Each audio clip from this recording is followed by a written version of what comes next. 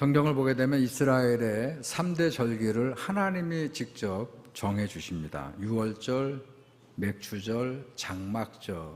이름이 또 조금씩 다르긴 합니다만, 그 이유가 있지만, 이 3대 절기 가운데 맥추절, 맥추감사절은 언제냐면 이스라엘이 애굽에서 나온 해방절, 유월절이죠. 그 유월절 다음 날부터 하루 이틀 이렇게 세요. 그래서 유월절 다음 날부터 50일째 되는 날, 그날이 바로 맥추절이에요. 그 성경은 그래서 77절이라고도 합니다.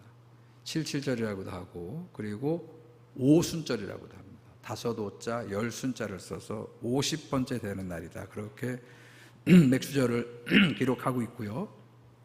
죄송합니다. 모맥이라고 해가지고 우리 지금 보리하고는 달라요. 우리 보리쌀 해먹는 그런 보리 아닌 모맥이라고 하는 가을거지.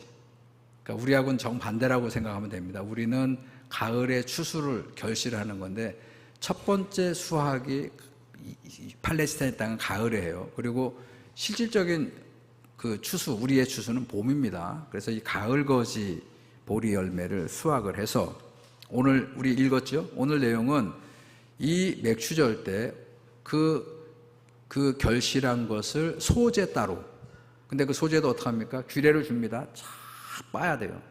정성껏 그거를 빠는데, 지금처럼 무슨 믹서기가 있거나 맷돌이 잘 돼 있다면 갈겠지만, 이 당시에는 없어요. 그러니까 돌 같은 거 가지고 어떻게든 자기가 그거를 최대한으로, 그러니까 우리가 지금 생각하는 고운 가루는 나올 수가 없지요. 그러나 규례가 그러니까 이스라엘 백성들은 그 곡식을 최대한으로 가늘게 빠는 정성을 따라합니다. 왜?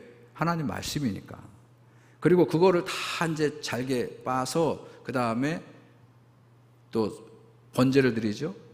숫송아지를 드리고 순양을 드리고 어린 양을 드려요. 그 세 가지를 할 때 그것도 그냥 드리는 게 아니죠. 다 있었죠. 이 칼게 고운게 빻은 것을 숫송아지에게는 10분지 3을 넣고, 그리고 순양을 할 때는 또 10분지 2를, 이게 다 이렇게 재가지고 해야 됩니다. 마지막 어린 양은 7마리 각각 10분의 2를 또 잘 이렇게 재가지고 하는 그런 규례를 따라 하게 하는 것, 그게 감사절 규례, 오늘 우리가 함께 읽은 그런 제사를 드리게 하셨다는 것이요. 맥추절의 또 다른 의미는 어떤 게 있냐면, 역사적으로 어떤 의미가 있냐면, 430년 동안 애굽 땅에서 종살이하고 있었던 히브리 백성들을 하나님께서 이 애굽을 초토화시켰죠. 10가지 재앙으로 하나님 명을 듣지 않는 그 애굽 땅, 그 백성과 바로 왕을 초토화시켰어요. 마지막에 첫 열매가 다 죽게 되니까 항복을 하고, 그렇게 해서 탈출을 합니다. 가데스 바네에 집결을 해가지고 전부 다 이제 애굽 땅을 나오는데, 그때 하나님께서 불기둥과 구름기둥으로 모세를 앞세우고 인도에 가시는데, 하나님의 프로젝트는 100일인 것 같아요. 100일. 100일째 되면 약속의 땅으로 다 이 백성을 데리고 가서 제비를 뽑아서 그들에게 복을 받고 살 수 있도록, 그렇게 하나님이 이 출애굽 사건을 사실은 계획을 하셨는데, 그 성경 본문에 그렇게 되어 있어요. 그래서 3개월째 되는 날 하나님이 모세를 시내산으로 부르십니다. 그리고 40주야를 교육시켜서 그가 시내산을 내려올 때는 율법을 들고, 이 율법이 뭐예요? 이스라엘 백성들이 이제 약속의 땅에 들어가서, 가나안 젖과 꿀르는 땅에 들어가서 하나님의 복을 받고 살아갈 수 있는 지침서를 가지고 내려왔는데, 어떤 일이 벌어졌죠? 사달이 난 거예요. 모세가 없는 사이에 이 백성들이 하나님이 사실은 430년 동안 종살이했던 색경을 챙겨주셔서, 모든 애굽의 주인들이 은폐물을 다 주고도 빨리 나가달라고 해서 가져왔던 그 은폐물을 가지고 뭘 했죠? 금송아지를 만들고 하나님을 배반하고, 그 사단이 나면서 하나님은 그 백성들에게 진노하시고, 어쨌든 그 얘기는 이제 그래서 광야를 유랑하게 되는데, 거기까지 가지 말고 뭐라고요?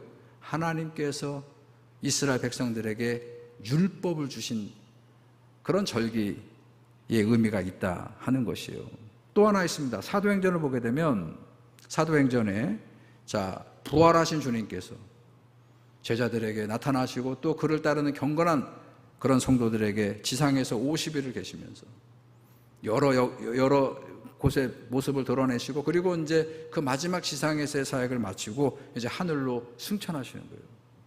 근데 예수님이 그렇게 부활하신 주님이 떠나는 게 너무나 못내 아쉬웠던 제자들과 그 120명 문도들이 계속 주님을 바라보죠. 그 마음을 좀 바꿔주시기를 바랍니다. 그때 주님께서 승천하시기 직전에 그 제자들에게 뭐라고 말씀하시냐면, 내가 가야 아버지께서 너희에게 성령을 주신다. 너희가 그 성령을 받았을 때 능력이 나타날 것이고, 그 능력을 받아야만 너희가 주의 복음을 들고 땅끝까지 가서 주의 복음을 전하게 될 것이다. 그래서 그 약속하신 성령이 오순절, 아까 얘기했죠 앞에서, 바로 이 맥추절에 마가의 다락방에 성령께서 오셔서, 그래서 그 성령의 임재로 그 120명의 성도들이 교회가 되는 거예요. 그러니까 이 땅의 교회에 성경이 말씀하는 교회가 처음 태동된 날이 바로 이 맥추절과 연관이 있다 하는 거예요. 그래서 지금 사람들은 지금 시대를 AI 인공지능 시대라고 하죠.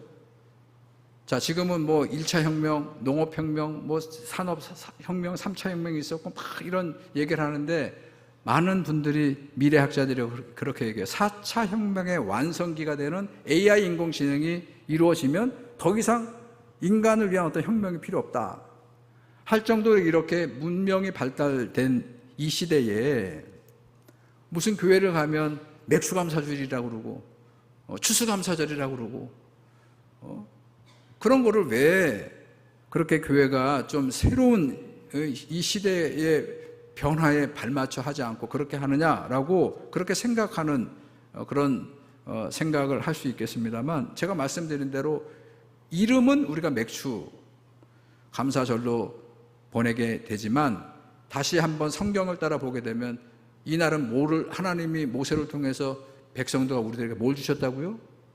당신은 율법을 주신 거예요. 그 율법이 뭐냐면 적과 꿀이 흐르는 땅에서 하나님의 신령한 복을 받고 살 수 있는 지침서를 주신 거다. 우리가 지금 뭘 읽고 있죠? 하나님 주신 율법의 말씀을. 그래서 소중하게 생각하는 거죠. 두 번째는 뭐라고요? 성령이 오셔서, 초대교회 태동을 성령 임재로 말미암아 시작됐던 것처럼 지금도 교회들이 이렇게 힘을 못 쓰고 이렇게 세상을 선도하지 못하고 하나님의 영광을 드러내지 못하는 교회에 어쩌면 저는 더더욱이 누가 오셔야 되는 거예요? 우리를 도우시는 성령이 오셔야 된다. 이 강팍한 우리들의 마음에, 지금 뭐 목사 말을 듣습니까? 무슨 뭐 장로님들이라고 얘기하면 듣습니까? 안 듣잖아요. 그런데 누가 오셔야 됩니까? 성령께서 오셔서 우리를 거듭나게 하시고 다시 교회되게 하시고 성령의 능력 안에 있는 그런 교회가 되도록 그렇게 역사해 주시는 그런 기대를 가지고 오늘 저는 이 감사주의를, 이 맥추 감사주의를 마음껏 찬양하고 감사하는 그런 주일로 우리가 보내야 되겠다, 그런 말씀을 좀 덧붙입니다. 다시 본문으로 돌아오셔서, 민수기 본문으로 돌아오셔서, 주님께서 77절을 너희들이 감사 제사로 지키라 그렇게 말씀했는데 거기에 어떤 의미가 있을까? 몇 가지 좀 살펴봅니다. 첫 번째, 이 77절을 지키라고 하는 내용을 보게 되면 나그네 생활을 이제 그만 청산하라는 그런 의미가 있는 것 같아요. 40년 동안 이스라엘 백성들은 광야에서 살아가는데, 그야말로 광야에서의 삶은 하나부터 열까지 하나님이 다 주셔야만 생존할 수 있어요. 그들이 아침에 일어나서 장막을 나오면, 그러면 하나님께서 그들의 아침 식사로, 하루 식사로 만나를 내려주셔요. 그러면 사람들이 그거를 보고, 하얀 만나를 보고 흐드러지게 있는 만나를, 이것이 무엇이냐, 이게 만나의 뜻이에요. 그들이 이게 뭔지도 모르고 하나님 주신 것을 먹습니다. 맨날 만나만 먹다가 고기가 먹고 싶다고 그러면서 또 불평과 투정을 했더니 하나님이 흐드러지게 메추라기를 뿌려서 그들을 고기를 먹게 하세요. 광야에서 목이 말라 불평하고 불만하는 그 백성들을 보시고 반석을 쳐서 거기에서 샘물을 내어주십니다. 자, 이렇게 광야에서는 하나부터 열까지 다 하나님께서 주신 것을 받아 먹고 마시고 누리고 생존할 수 있었어요. 근데 이게 오래되면 뭐가 되죠? 근성이 됩니다. 받기만 합니다. 자, 그런데 이 이스라엘 백성들은 이 광야에서 이렇게 살다 끝날 백성이 아니에요. 이들은 약속의 땅에 들어가야 됩니다. 적과 꿀이는 땅에 들어가 정착해서 하나님이 이들을 위해서 예비하시고 베푸시는 신령한 복을 받고 살아야 되는데, 그러기 위해서는 이 근성을 가지고 그 땅에 들어가면 안 되거든요. 그래서 이 규례를 주시지 않았을까? 지금은 하나님이 주시는 것으로 받아 먹고 살지만, 너희가 약속의 땅에 들어가면 너희가 씨를 뿌려야 되고, 너희가 땀 흘려 수고를 하고, 그 수고하고 땀 흘리는 너희를 위해서 하나님이 보이지 않는 곳에서 많은 환경과 여건들을 섭리로 조성해 주시면, 그러면 너희들이 때가 되어 결실을 하는 거예요. 그러면 그 수확한 것, 너희가 뿌렸고 너희가 땀 흘려 수고했던 것이 다 내 것이니까 내가 누리고, 이어서 우리 자식들이 자산 손손 다 이것으로 누리고 할 것이 아니고 어떡하라고요? 오늘 이 규례를 따라서 하나님께 감사를 할 때 그 열매의 가장 첫 열매가 되는 것을 가지고 하나님께 감사 제사를 올려 드리라는 그런 규례의 명령이 오늘 본문 안에 있다는 것이요. 이 땅에 태어나는 모든 자식들은 어머니 자궁에 착상되는 순간부터 세상에 태어나고 진자리 마른 자리에서 그 아이를 양육하고, 그래서 결혼시키고, 그래서 나이가 이제 흰백 반백의 그런 자식이 되어도 부모님 돌아가실 때까지 모든 자식들은 부모님의 은혜와 돌봄을 통해서 살아가요. 그런데 대부분의 자식들이 그 부모님의 그 자식을 향한 모든 수고와 헌신을 당연하다고 생각합니다. 당연하다고 생각을 해요. 자, 그런데 어떤 자식들이 언제부턴가 당연하다고 생각했던 그 부모의 모든 은혜가 당연하지 않고 미력하지만 그 부모님의 은혜에 내가 감사하고 보답해야 된다는 그런 생각을 하고 그렇게 조금씩 하는 자녀들이 생겨나요. 자, 어떤 자녀들이 그렇게 하죠? 그런 자녀들을 뭐라고 얘기합니까? 뭐가 들어서 그렇게 하는 겁니까? 철이 들어서 그렇게 하는 거예요. 철이 들어서. 철이 들지 않으면 죽을 때까지, 부모님이 돌아가실 때까지 그 당연하다고 생각을 하고 그렇게 사는 거예요. 그리고 돌아가시고 나서 자기들이 자식을 키우면서 자기들이 속을 새겼던 그 지점마다 뼈저린 후회를 하고 반성을 하고 그렇게 부모님을 그리워하는 그런 모습들을 보이는 거예요. 자, 다시 한번요. 누가 부모님의 은혜를 당연하다고 생각하지 않고 그거를 미력하지만 보답한다고요? 감사한다고요? 철든 자식들이라는 거예요. 이 얘기를 그대로 하나님을 믿는 우리들 백성들에로 가지고 오면 우리들은 하나님이 주시는 모든 은혜를 뭐라고 생각해요? 당연하다고 생각하는 거예요. 당연하다고 생각하는 거예요. 그래서 와가지고 우리가 하는 기도, 우리가 하는 모든 예배를 보게 되면 더 달라는 거예요. 더 달라는 거예요. 더 필요하다는 것만 얘기하고 기도하고 그렇게 있어요. 그렇게 철들지 않는 백성들에게 철들게 가르치기 위해서 주신 것이 저는 규례다. 이 절기의 절차를 따라서, 규례를 따라서 이 절기를 하나님께 감사하라고 그렇게 주신 것이 이 규례의 말씀들이다. 여러분, 감사는요 저절로 되지가 않아요. 저절로 되지가 않습니다. 누군가 가르쳐야 되는 거예요. 하나님이 백성들을, 우리들을 가르쳐야 되는 거예요. 반복해서 가르쳐야 돼요. 교육의 꽃은 반복입니다. 그 반복해서 가르치는 과정을 통해서 그게 몸에 배도록 훈련하라는 그런 가르침이 이 규례에 있어요. 옛날에 집에 이제 손님이 오시죠. 아버지 친구분이나 아는 지인이나 뭐 어머니 아는 그런 분들이 집에 이렇게 오시면 이제 부모님들하고 막 얘기도 하시고 뭐 식사도 나누고 다 하시고, 그리고 이제 오후가 되면 손님이 이제 가셔요 집에. 그러면 애들을 불러요. 그 병진아 이렇게 부르고, 그렇게 뭐 혜경아 우리 누나들인데 뭐 은경아 이렇게 불러가지고 용돈을 주시죠.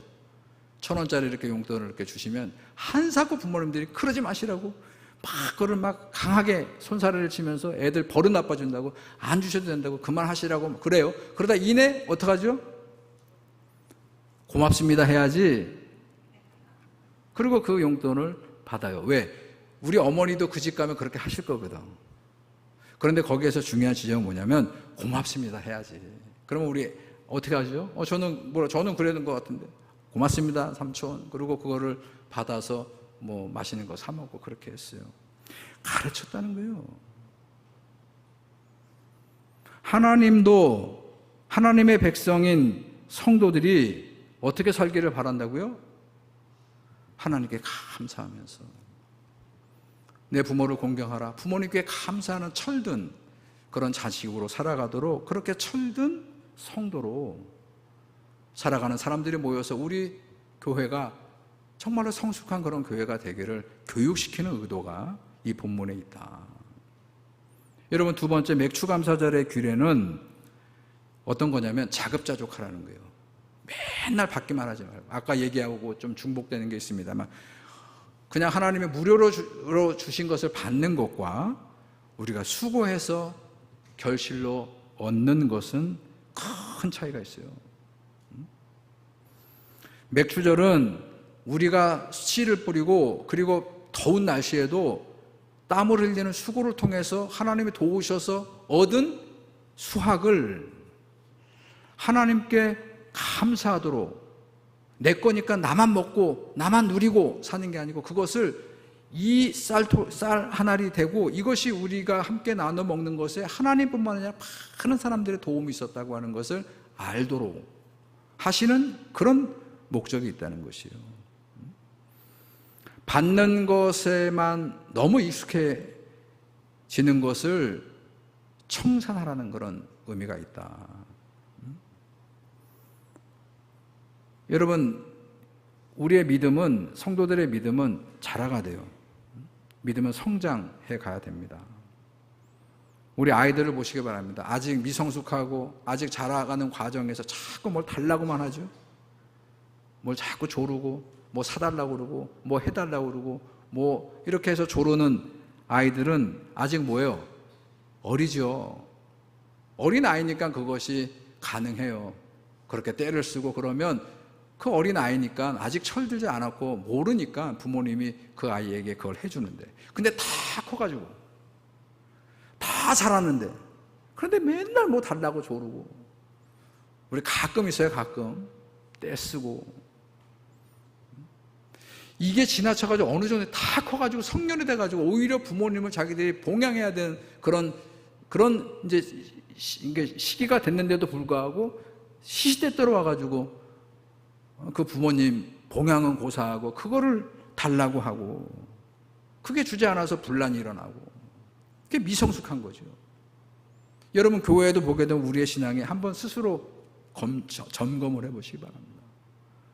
나는 맨날 달라고 조르기만 하는 그런 기도를 하고 있지는 않는지, 정말로 내게 주신 것이 얼마나 많은데 그거를 나는 진짜로 감사한 마음으로 하나님 앞에 감사를 표하고 살아가는 그런 신앙이, 그게 건강한 신앙이고 그게 성장하는 그런 신앙이라는 것이에요. 여러분, 감사가 없으면, 한번 볼게요. 감사가 없으면 이거를 사도 바울이, 예수님도 그랬습니다만 사도 바울이 이걸 강력하게 그 제자인 디모데 사도가 목회할 때 이거를 잘 지키도록 그렇게 권면하는 말씀이 있는데 한번 볼게요. 디모데전서 4장 2절에 보시면, 이거 사도 바울이 디모데 사도에게 보낸 편지 글이거든요. 한 구절인데 이렇게 되어 있습니다. 자기 양심이 화인을 맞아서 외식함으로 거짓말하는 자들을 조심하라. 자, 다시 한번 정리할게요. 양심이 어떻게 됐다고요? 불도장 화인을 맞아서 꾹 찍혀서, 그래서 어떻게 하느냐, 거기에는 생살이 돋아나지 않고 죽었어요. 굳었어요. 그건 새로운 게 나타나지 않아요. 그러니까 그거를, 새로운 거를 보여주기 위해서 거짓으로 외식하는 자들을 조심하라, 그렇게 얘기합니다. 바울 사도가 분노합니다. 어떤 사람을요? 하나님은 안중에도 없고 교회 사람들한테 외식하는 자들을 분노합니다. 이거 예수님도 분노했어요. 화 있을진저 이 외식하는 자들아 하고 복음서에 보게 되면 저작거리에서 사람들에게 보이려고 거기에 서서 거룩한 척 서서 기도하고 있고, 그들을 책망하시고 외식하지 못하도록 권면을 했는데, 하나님이 그렇다면 제일 싫어하고 제일 두려워하는 게 뭐예요? 미워하는 게 뭐예요? 외식하는 거예요. 여러분, 여기에 지금 우리가 예배드리러 오고 여기 지금 기도하러 와가지고 특송을 하게 되면 특송하고 그냥 간다? 외식하는 거예요. 특송해서 남아있는 사람들한테 보여주기 위한 외식. 누가 제일 싫어하고 그거를 분노하신다고요? 하나님께서. 그래서 저는 그거를 얘기해야 돼요. 여러분, 불편하신 분들 계시죠? 얘기해야 되는 거예요. 오늘 여기 사도 바울도 자기 양심이 화인을 맞아서 외식함으로 거짓말하는 자들을 조심하라.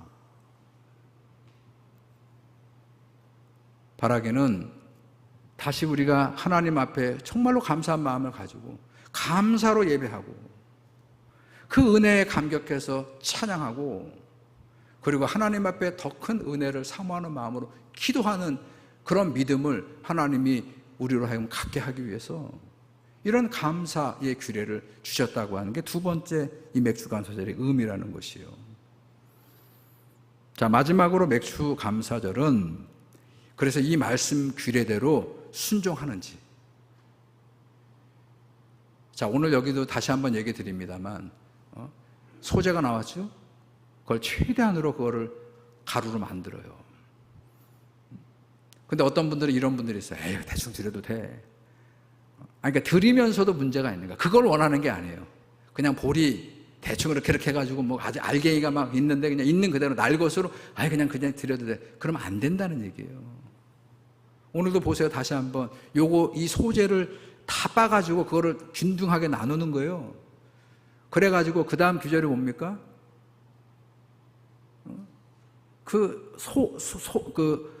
소를 잡아서 주님 앞에 제사를 드릴 때는 그 고운 가루에 10분의 3을 섞어서, 그냥 일반 양을 번제로 드릴 때는 10분의 2를 거기에 잘 균등하게 섞어서, 마지막에 어린 양을 7마리인데 이거 6마리면 안 돼요. 과할 필요도 없어요. 7마리 정해서 거기에 각각 10분의 1을 이 소재를 또 같이 섞어서. 여러분, 이게 믿음이 없으면 뭐 그렇게까지 하냐고. 여러분, 이 절기의 규례의 의미를 성경에 말씀하고 있는 것을 우리가 분별하는 거예요. 그냥 무조건 드리라는 게 아니고. 왜 그러느냐? 이 말씀과 규례대로 행했느냐? 하라 마라가 아닙니다. 작은 것 같지만 거기에 순종하는 믿음이 주님에게 귀한 것이다. 그게 가짜와 진짜를 구별하는 시금석이라는 것이에요. 여러분 아시죠? 진짜 가짜는 진짜 가짜, 진짜 이단은 더 진짜 같아요. 우리보다 훨씬 더, 여러분 이단들을 보세요. 우리보다 훨씬 더 성실하게 모이고, 우리보다 훨씬 더 성경 공부하는데 다 모이고, 우리보다 훨씬 더 전도지 들고 밖에 나가서 전도하는데 헌신합니다. 우리보다 훨씬 더 많은 자기의 재물을 가지고 와서 자기들의 교리를 따라서 드리고 헌신합니다. 근데 왜 거기는 이단이에요?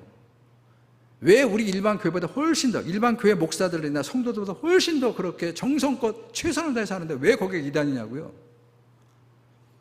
거기는 말씀의 규례를 따르지 않습니다.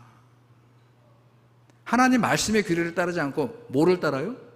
자기들의 규례를 따릅니다. 자기들의 교리를 따라서 성도들을 가르치고 사람들을 현혹시키고, 그래서 결국은 끝이 책임지지 않는 거예요. 그래서 이단이에요. 끝에 가서 다 갈라지는 것이다. 왜 우리가 이 절기에 하나님 말씀을 들어야 되고 그 말씀을 따라야 되는가? 여러분 신명기 28장 1절을 보게 되면 모세가 이제 약속의 땅에 또 앞으로 이스라엘 백성들이 어떻게 살아야 되는가에 대한 하나님의 말씀을 전하는데 이렇게 되어 있어요. 28장 1절 내가 너희입니다. 너희가 너희 하나님 여호와의 말씀을 청종하면 이 말씀하신 모든 약속하신 복이 너희에게 임하며 어떻게 한다고요? 성읍에서도 복을 받고 들에서도 복을 받을 것이며 어디를 가든지 하나님께서 너희를 선대하고 복을 주실 것이다. 전제 조건이 있죠? 뭡니까? 뭘 하면? 청종하면. 이 말씀을 가지고 씨름하고 이 말씀을 듣는 것에서 멈추지 않고 이 말씀을 따라 살려고 애쓰고 수고할 때 여러분 이 말씀이 있다는 거예요. 여러분 신약성경의 야고보서 2장 14절과 18절도 보시면 거기 이렇게 되어 있습니다. 내 형제들아 만일 사람이 믿음이 있노라 하고 행함이 없으면 무슨 유익이 있으리요. 헛수고한다는 얘기예요. 믿노라 하면서도 그 말씀을 따라서 청종하지 않는 모든 것이 과연 무슨 유익이 있느냐? 하나님이 그걸 어떻게 생각하느냐? 그 믿음이 능히 자기를 구원하겠느냐? 수사적 의문문입니다. 수사적 의문문이 뭐예요? 반어법이에요. 구원이 없다는 얘기예요. 미안하지만 이와 같이 행함이 없는 믿음 그 자체가 죽은 것이기 때문에 그렇다. 여러분 맥추절 포함한 모든 절기를 지키라는 그리고 그 규례를 따라서 지키라는 명령은 우리가 그리고 이 말씀을 듣는 내가 그 말씀을 청종하는지 아니면 내 방식대로 그냥 하는지 그거를 보시겠다는 거예요. 작정하시고 그걸 보시겠다는 거예요. 그게 시금석이라는 것이에요. 그리고 만약에 우리 성경 얘기는 다 그겁니다. 그거를 따라하면 그게 순종이죠. 그러면 내가 책임져 주겠다는 것이에요. 근데 그 하나님의 시험이 때로는 너무나 부담스러운데 그런데 그건 우리의 믿음을 보고 하세요. 아브라함 같이 믿음의 조상이 되는 정도가 되면 독자 자식을 시험의 대상으로 하지만 우리는 이 정도예요. 이 정도. 우리가 감당할 수 있을 만큼의 시험을 하나님께서 주신다. 그리고 그 시험을 그리고 또 이 시험은 뭐냐면 정답을 다 가르쳐주고 하신 시험이에요. 여러분 아시죠? 답은 이미 다 알려주셨고 그 답을 우리가 쓰면 돼요. 근데 그거를 쓰면 이렇게 시시해서 여러분 하나님의 구원은요 세상적인 잣대로 보면 시시한 거예요. 그렇게 어려운 게 아니에요.